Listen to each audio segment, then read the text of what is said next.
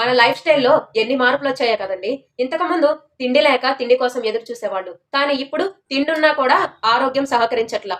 ఇంతకుముందు చాలా మంది ఎవరూ లేక అనాథలుగా ఉండేవాళ్ళు. కానీ ఇప్పుడు అందరూ ఉండి కూడా అనాథలే అవుతున్నారు.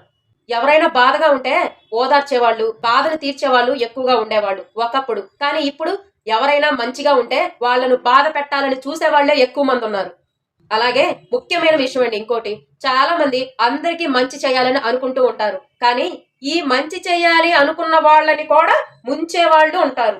మంచి చేయటం కూడా పెద్ద తప్పు అని ఈ రోజుల్లో బాగా తెలిసొస్తుంది. ఇంతకుముందు మంచి చేస్తే పుణ్యం దక్కుతుంది అనుకునేవాళ్ళు. మంచి చేస్తే నలుగురు బాగుంటారు అనుకునేవాళ్ళు. కానీ ఇప్పుడు మంచి చేస్తే మనల్నే నాశనం చేస్తున్నారు అని అందరికీ అర్థమైపోతుంది.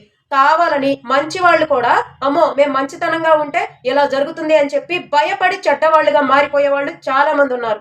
ఈ సమాజం మంచి వాళ్ళను అంత భయపెడుతుంది మరి. నిజమా కాదా?